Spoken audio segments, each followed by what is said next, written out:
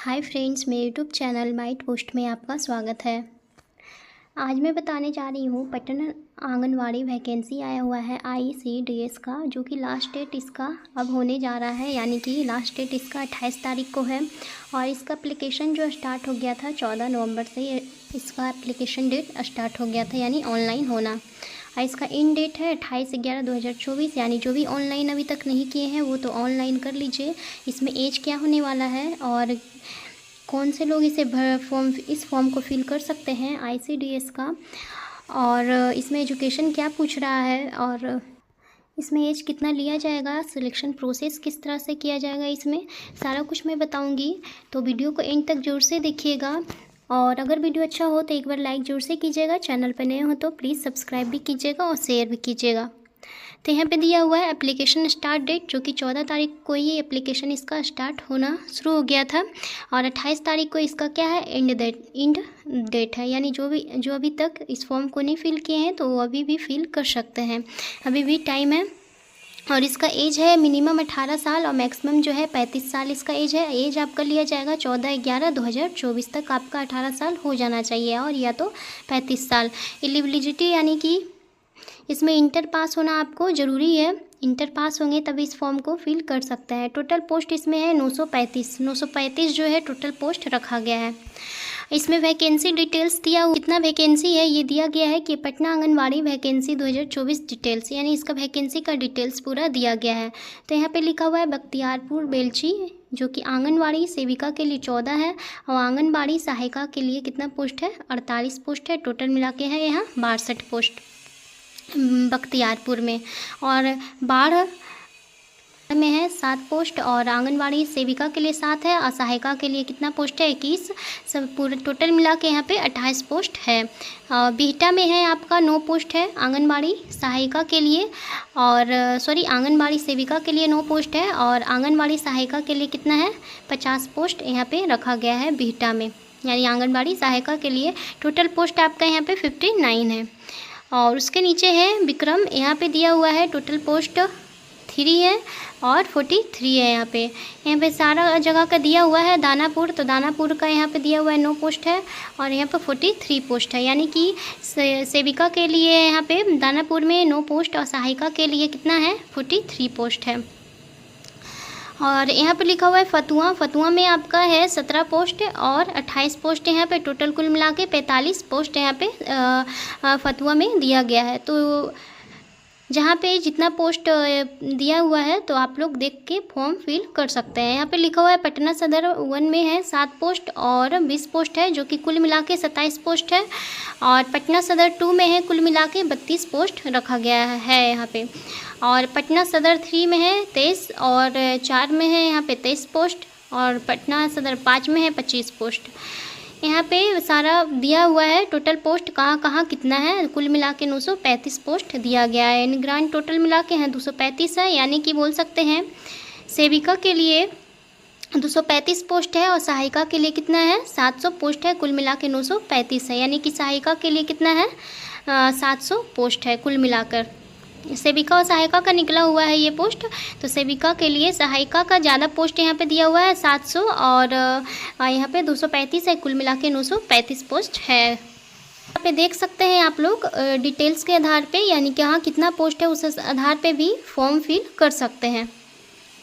नीचे दिया हुआ है सिलेक्शन प्रोसेस, यानी इसमें सिलेक्शन जो है किस प्रकार लिया जाता है, एग्ज़ाम होगा या नहीं, या फिर कैसे लिया जाता है। यानी यहाँ पे दिया हुआ है कि मेरिट लिस्ट से आपका यहाँ पे क्या होता है, सिलेक्शन होता है। सिलेक्शन इसमें किससे आधार पे होता है, मेरिट लिस्ट के आधार पे होता है। तो किस प्रकार मेरिट लिस्ट के आधार पे सिलेक्शन होता है वो मैं दिखा रही हूँ। यहाँ पर लिखा हुआ है कि 2 से अधिक अभ्यर्थियों की सर्वोच्च शैक्षणिक योग्यता समान रहने पर, यानी कि 2 से अगर अधिक स्टूडेंट हैं और उनका जो है योग्यता समान है, अधिक मेगा अंक वाले अभ्यर्थी का चयन सेविका सहायिका पद पे किया जाएगा। अगर उसका मतलब 2 से ज़्यादा स्टूडेंट हैं, उनका योग्यता जो है यानी कि क्वालिफिकेशन सेम है, तो उनका मेगा सूची में किस प्रकार लिया जाएगा, तो जिन अभ्यर्थी का जो भी स्टूडेंट है उनका चयन सेविका सहायिका पद पे किया जाएगा। कैसे, जिनका ज़्यादा नंबर आएगा, जैसे इंटर किए हुए हैं दोनों, जैसे 4 स्टूडेंट इंटर किए हुए हैं, तो चारों में से जिनका ज़्यादा नंबर आएगा इंटर में रहेगा उनका ही चयन किया जाएगा। जाएगा। तो यह 2 से अधिक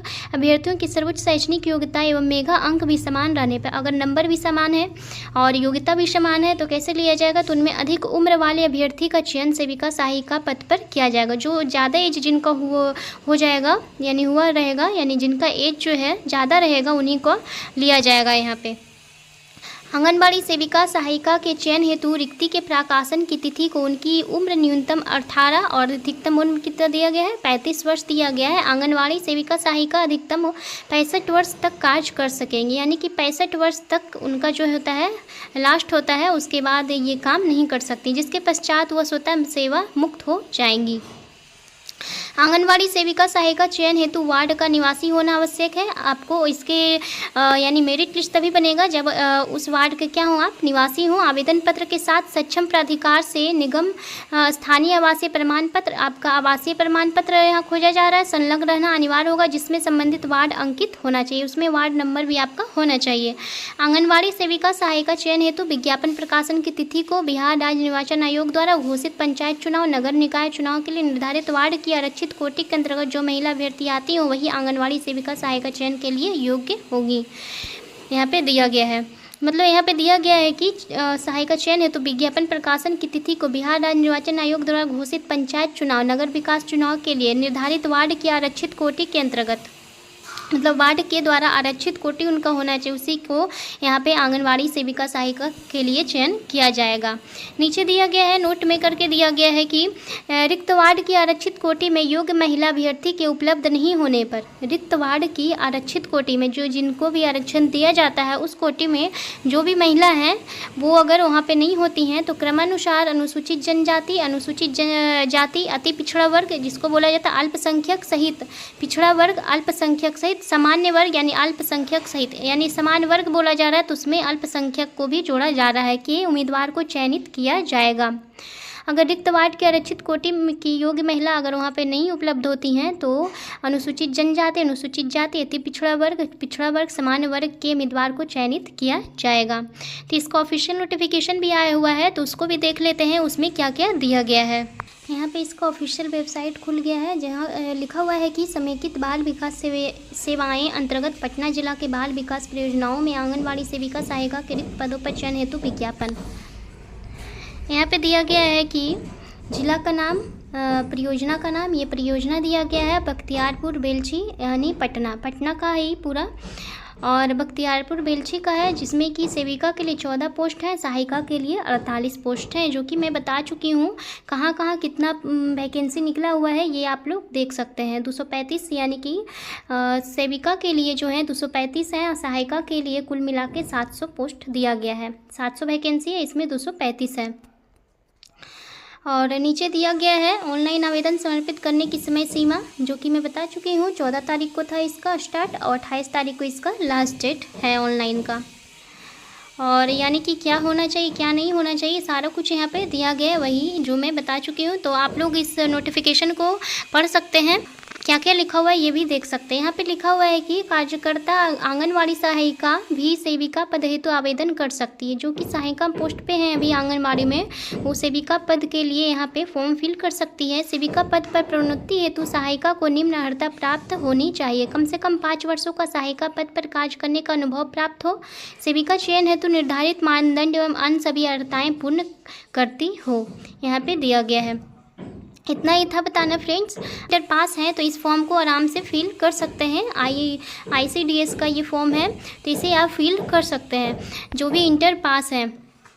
और इसमें कोई भी एग्ज़ाम नहीं होने वाला है आपका, मेरिट लिस्ट के आधार पे इसमें सिलेक्शन होगा। मेरिट लिस्ट के आधार पे इसमें सिलेक्शन होगा आपका, मेरिट लिस्ट देखा जाएगा, उसी के आधार पे सिलेक्शन लिया जाएगा। ये जो है पटना का आंगनवाड़ी का फॉर्म है, तो जो भी फिल करना चाहते हैं फॉर्म फिल कर सकते हैं। अगर मेरा वीडियो अच्छा हो तो एक बार लाइक जरूर से कीजिएगा, चैनल पर नए हो तो प्लीज़ सब्सक्राइब भी कीजिएगा और शेयर भी कीजिएगा अपने फ्रेंड्स को। And bye, thank you.